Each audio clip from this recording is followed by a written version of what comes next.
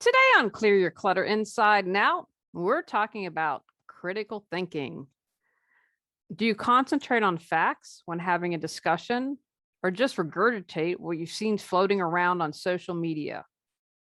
Are you aware of the sources for what you're reading and listening and watching? Have you found yourself wondering if something's real and truthful or just opinion? Learn about critical thinking skills as we continue our month focusing on hodgepodge. Do you control your clutter or does your clutter control you? On Clear Your Clutter Inside and Out, we'll teach you awareness as well as action steps to create change in your life. Come on, let's get started. Today's episode was inspired based on the state of America where I live. I have a theory that people like Russia and China and other countries where you don't have democracy or you have a dictator want to see us fail. They want to see democracy die. And so they are interested in spreading disinformation.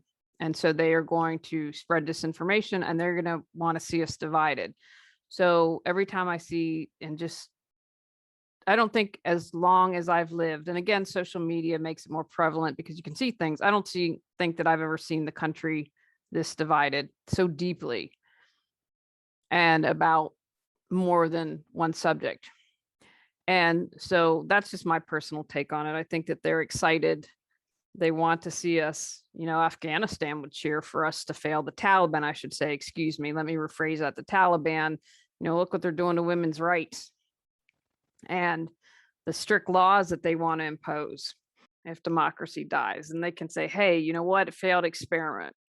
So that's just my personal opinion on it's because I don't know if we would even say it's driving it. I think it's definitely a part of it.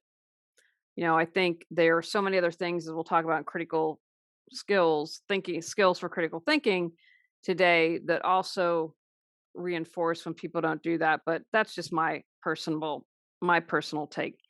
So sitting with someone the other day, and they said something that was factually incorrect. I had literally just the day before read an article, checked out the notations and the citations, and this person was really old, quite frankly. And so I was like, I'm just not going to engage and get into it. But I was thinking in my mind, I know for a fact what you're stating, it's wrong.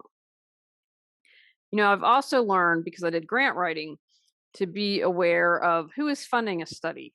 I knew someone in college that they did a Dorito and Diet Coke diet.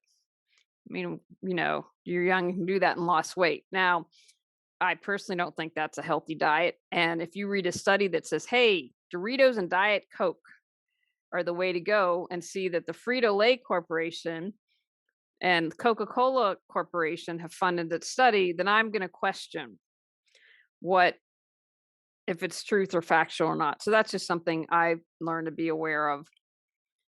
Now, it's interesting. I did not know this as I was Googling and doing some research, that it can be traced back to Socrates, who questioned commonly held beliefs.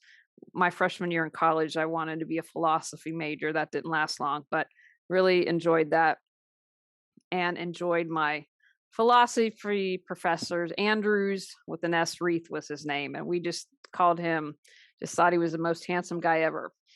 So anyway, I was really interested in philosophy, and I forgot because we do the Socratic Method, and I know some of my friends that have been in law school that have been taught that way.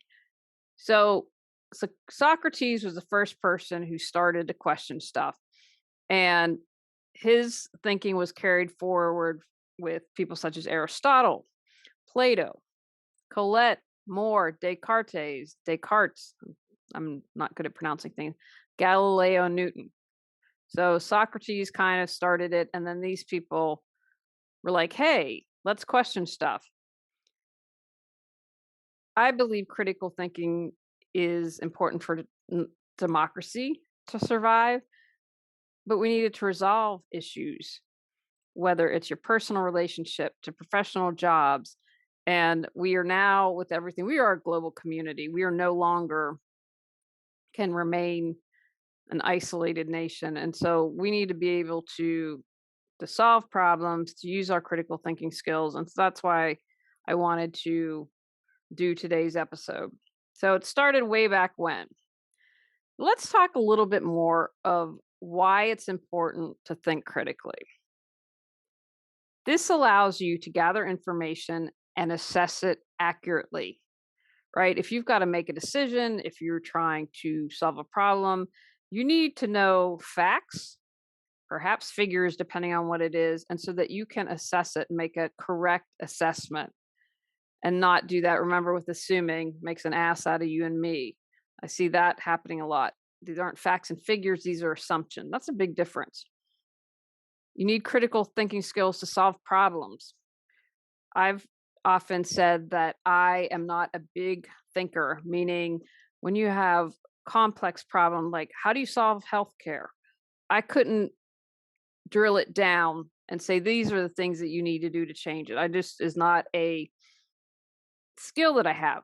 But I need to be able to think critically when choosing a health plan. Like I'm eventually going to have a Medicare supplement. I need to be able to solve problems when working with clients. I have to figure out a solution that works for them.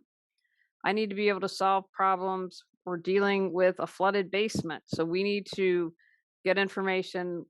Okay, is there warranty? Is it covered? A myriad of reasons why we need to be able to problem solve. Critical thinking allows you to recognize errors. I've changed my views on things because I realized, wow, after gathering information, I was wrong about something. I made a mistake and I need to change that. It's also important to be able to have these skills so you can remove the bias from your choices. We all have biases. We all do. That's just how we're built. We're human. But if your bias is making you come from emotion rather than facts, that can be dangerous, not only for you, but for others. The thing that I think of, and I still quite don't comprehend it or completely understand it. The guy who shot up the pizza place in DC was from North Carolina. So he believed that evil was going on and went and just there, and he really believed it. So somewhere along the way, he had a bias, I believe, that played into that. I mean, and that's an extreme. If you have a bias about something, maybe it cost you a job. Maybe it cost you a contract and something that you want to work on. It also allows you to ask questions. If you aren't sure about something, you can say, okay, well, what about this? Or I need to know these facts. What happens if we do A, B, and C, right? Then you can ask the questions to get the information that you need. Again, because you want to be able to make informed decisions. You just don't want to fly by the seat of your pants or come completely from emotions. When you can think critically, you can support your decisions, or if you want to have a discussion or argument with facts and evidence. When I talking about a moment ago, so someone stated, I was like, I know that's factually incorrect because I've seen the data on it, and it was a reliable resource. So you're able to say, I believe X, and here's why. Also going to allow you to determine if the evidence is accurate. Like I said about if it's Frito-Lay saying eat Doritos all day and lose weight and be healthy, you might go, perhaps there's a bias there. It also allows you to determine what's important. Figuring out something for the basement. Choosing waterproof flooring is going to be important as we move forward. Less so than the paint color of the walls, right? So that I can prioritize. It's also important for conflict resolution. I feel one of the things we seem to have failed as a society and gotten away from is how do we resolve conflicts, right? How many times do you read about someone whipping out a gun and killing someone or shooting at someone because they cut them off in traffic? Really? We're able to say, okay, wait, do I really want to shoot at someone? Was it important that they cut me off in traffic in the scheme of life? Is that how I want to respond? And if you're going to respond with such violence and a knee-jerk reaction when someone cuts you off on traffic, how are you going to respond to the bigger issues, things that are really important? It also allows you to be aware of stuff you might not understand. So if I can practice my critical thinking skills, then I can say, okay, let's examine the issue of healthcare. What is it that I need to know? How does it affect me? What's important as I think about other people? What is a society do I want to see us do? What is it that I need to know? And if I have these skills, then I'm able to ask questions, understand why I'm making decisions based on something. I think voting is a great example because so many people seem to be driven. I'm an independent. I think the two-party system is a complete failure. And I read an article the other day suggesting a six-party system. I didn't take a test because it was on Facebook. And I'm like, you're just gathering information. So I don't do those little quizzes anymore. But I thought, I'll have to do some more research on that because six parties I thought was an interesting number. I would be happy if we had at least three or four. I think the two-party system has just harmed us more than helped us. So that's one of the reasons that I think that it's important. So when you go to the ballot box, you can say, I'm voting for this measure. I'm voting against this measure because of X, and understand it. I'm voting for candidate A as opposed to B and C because this is how they voted on these very important issues. Because those are just a few examples of why it's important to think critically. So take a moment in your life. Where is it important for you to do this? Is there a time that you didn't do your homework, didn't do your research, were coming from an emotion, and you didn't think critically that it had an adverse outcome, that it wasn't a good thing? So consider that for a moment. What are some barriers to thinking critically? If we know about these, then we can begin to switch. The ego, that's not surprising. So what I mean by this is it's our natural tendency to view everything in relation to ourselves.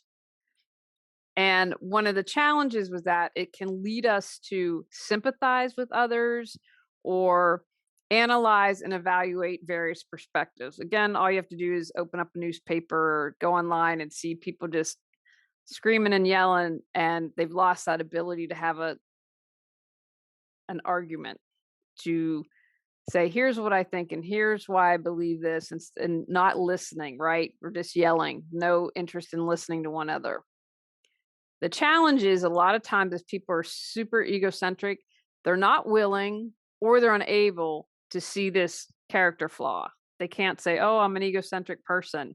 And therefore it increases the difficulty in them getting over this barrier. So if they're just in their own little world, then, and they care about themselves, and they're not going to care about how other people are affected, and that affects their thinking. The herd mentality, now I did a whole separate podcast on this, can lead to unhealthy decision making. Like egocentrics, it's a challenge to overcome. If you are surrounded by people who share the same beliefs and all you do is you're in that echo chamber and you're not reading people who think differently than you, or talking or watching or listening, then it's just your own beliefs get reinforced, and it's challenging to overcome that. And especially if you're in a group, it's challenging to stand up and say, hey, whoa, wait, maybe we need to rethink that, right? Going against the majority, that's not always easy. You can be in your own little bubble. You're in your own world, so you don't pay attention to what's going on around you. And this can come at any time. I can say that the past 13, 14 months were really challenging for me caring for my mom. Now, I wasn't completely in my own world, but I was world shrunk a little bit, is how I would say it. And so if I had continued or allowed that to shrink even more, kind of like talking about being in that echo chamber, then that would impede my ability to think critically. Now, of course, social conditioning is going to impair this, right? Because depending on our groups and the people we're hanging with, we are probably going to make assumptions. We are going to stereotype people.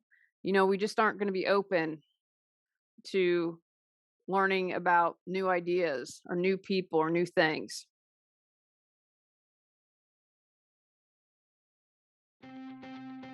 Feel stuck but have no clue what you need to do to move forward? Would you like to feel energized and excited every day? Are you ready to create the life you desire? Julie Coraccio supports you in finding the answers within and then taking action to make changes happen.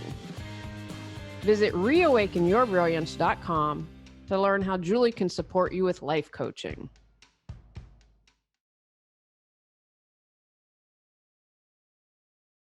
When I went to college, my freshman year, and I later changed it to first year student. So I'm from West Virginia, moved back to West Virginia, love to be a mountaineer. I'm honored to be from a state of salt of the earth people. Doesn't mean I don't think there are a lot of challenges here, but I'm not embarrassed to be from West Virginia. And so I went to an all women's college in Massachusetts, and I can't tell you, when I told people how I was from West Virginia, how many people responded with dumb stereotypes. I'm like, really? Did I go to the wrong college? Do we not think at all? Like, it was just shocking to me. Now, you might have said, oh, well, it was a little while ago. But when you have these assumptions and these stereotyping, I don't want to be around you. That's not something I'm interested in. And so this again can be a barrier to think critically. Our personal biases, right? Of course, we have these experiences to create these biases that we have, and they can prevent us from thinking critically because we're not fair usually. We stop being inquisitive and we close our mind. And it can also prevent you from using your experience, reasoning, and common sense to make informed decisions. Well, I see this a lot. All men are bad. Someone had a traumatic relationship that went wrong, and so they will just make this wide assumption. I saw it the other night on Facebook. No, not all men are bad. I'm married to one that isn't. I've got a father that isn't. I've got two brothers that aren't. So our experience can sometimes just close our mind and cloud our judgment, that we, just shut it off. And then finally, arrogance and intolerance. How are you going to find the best candidate or the best solution to a problem if you're closed minded? If you don't have the ability to think critically, you probably react from your emotions or recklessly or thoughtlessly. I would argue, as I've mentioned, if you're pulling out a gun to shoot someone who cut you off in traffic, you probably don't have a lot of critical thinking skills. What you can do to overcome that is to assess, where am I arrogant? Where am I intolerant? And take responsibility for your choices and owning the consequences of those choices. I think that's another thing that bothers me is people make choices and then they don't want to pay the price. They don't want to suffer the consequences. People stormed the January 6th, stormed the Capitol, and they arrested 600 or so people. Well, you're going to end up in jail. Don't cry. Don't say, oh, I didn't know or wasn't my fault. No, you did. And perhaps because you didn't have critical thinking skills and just thought, okay, I'm just going to blindly follow and listen and tear apart the Capitol, you didn't think about the consequences, right? Those people were emotional, and I'm going to argue definitely arrogant to some extent. They're probably going to end up in jail, a lot of them. If you're not willing to think critically, you have to accept the consequences. So how do we think critically? Ask questions. Get into that inquisitive mindset. What do I already know about this issue? How do I know that? What am I trying to determine or prove? What am I missing? What's the other side to this? Are there multiple solutions? Start being curious. Think of yourself as a novice or beginner and come from that mind. If I didn't know anything, what questions would I ask? Practice active listening. How many times do you listen to share instead of understand? I bet you all have had a conversation with someone and you're speaking, sharing your thoughts, and you can just see on their face that they're like, can't wait for you to be quiet because they're going to tell you what you need to know. They're not even paying any attention to you. You can see the wheels turning in their mind and they're getting ready to tell you what you need to know. Ask questions that they can't answer with a yes or no. One of the worst interviews I ever did for the podcast was with someone, and I don't know if they were nervous, but I kept trying to engage them. It was the shortest interview I ever did, and this was live TV because I just couldn't get her to budge. And I asked questions that I didn't think you could get a yes or no to, and she managed that. So ask questions that people can answer with a yes or no. Ask specific questions for details. Show empathy. I'm sorry you're experiencing this. Use verbal affirmations. I understand. I can empathize with that. Use nonverbal cues, nodding, smiling, maintaining eye contact. The other thing you're going to want to do is to be aware of your biases. Am I assuming something? Right? We all know what it means to assume. Why do I assume or believe this? I don't think a lot of us stop to think why we believe something. Maybe it's because that's what you were told since you were a kid. The group that you belong to says think this, not stopping to consider, where did this come from? Where did this start? How did I begin to believe this? Are you emotionally attached to an idea? There are a couple of issues that people just, one issue voters are a great example. They are so passionate about this one issue. There's got to be an emotional attachment. Well, what is that? Why are you emotionally attached? What would happen if you were to let go of that emotional attachment? What would that happen? What would that do? Why?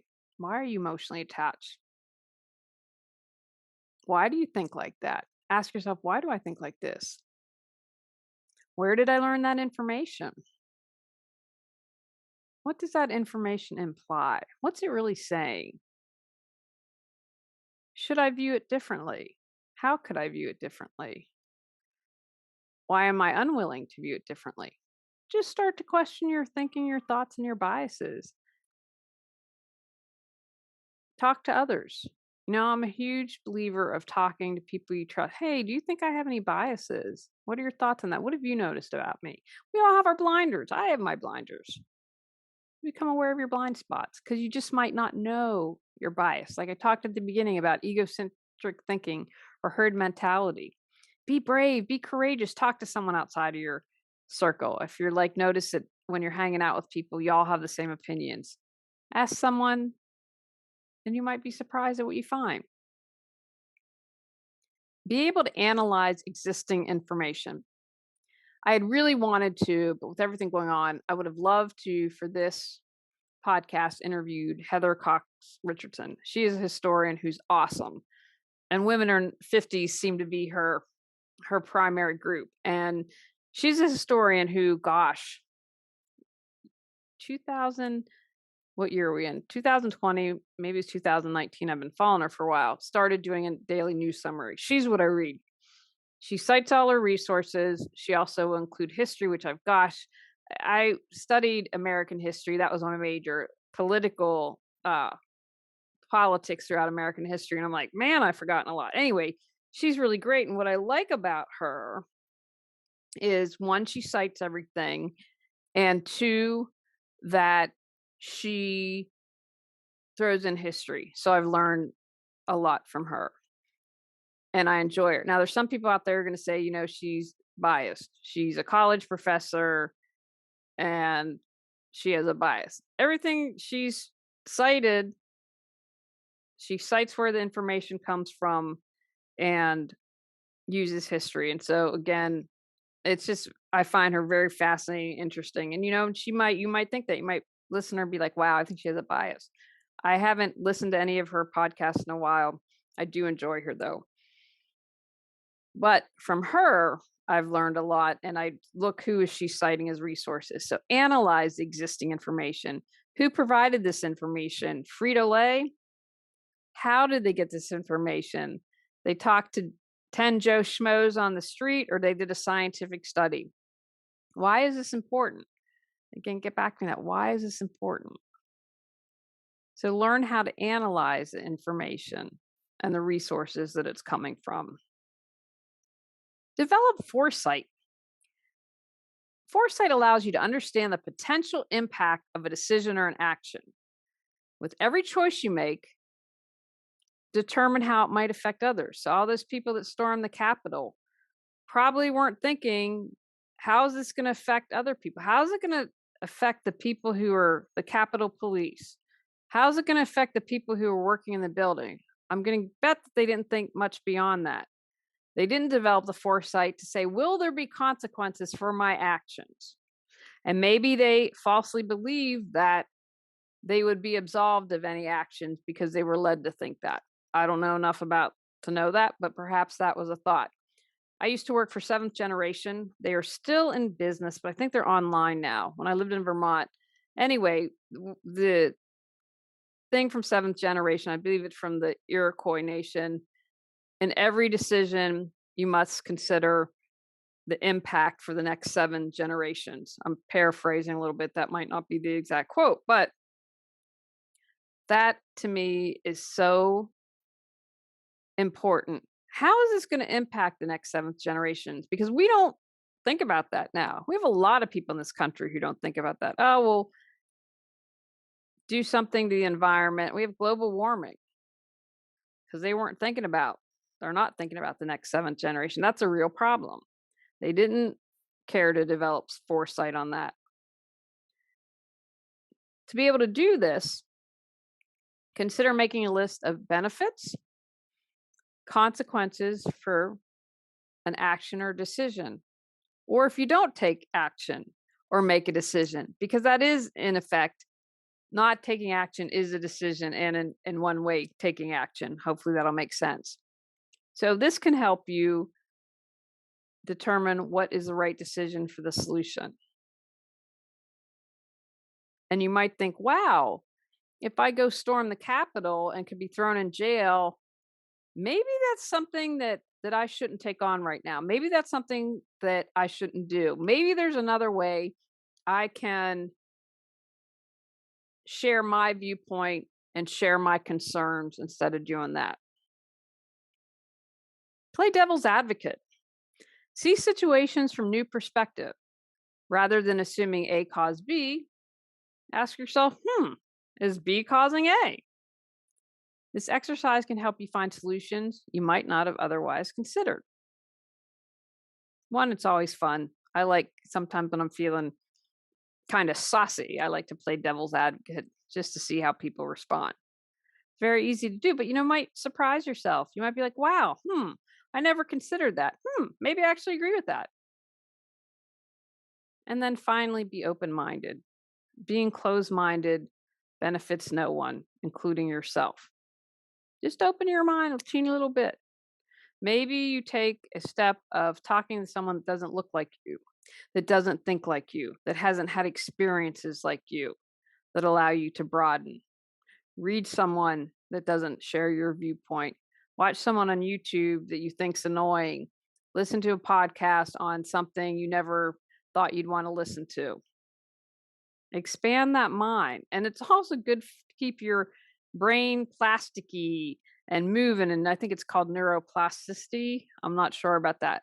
And I'm joking, but I'm not joking. Like, you want to keep those gray cells moving and always learning, and that helps your brain health. Take actions from today's podcast. Determine why it's important for you to have critical thinking skills. Understand where in the past or present you're letting biases, inaccurate information, and errors to inform your decisions and choices. Be aware of your barriers to think critically. Develop a plan to strengthen your critical thinking skills. On our next episode, we're talking about stress reduction. Go out, clear your clutter to create the life you choose, deserve, and desire. When you clear your clutter, you can share your gifts with the world. Sign up for our free newsletter at reawakenyourbrilliance.com. If you've enjoyed Clear Your Clutter Inside and Out, please rate, review, and share us.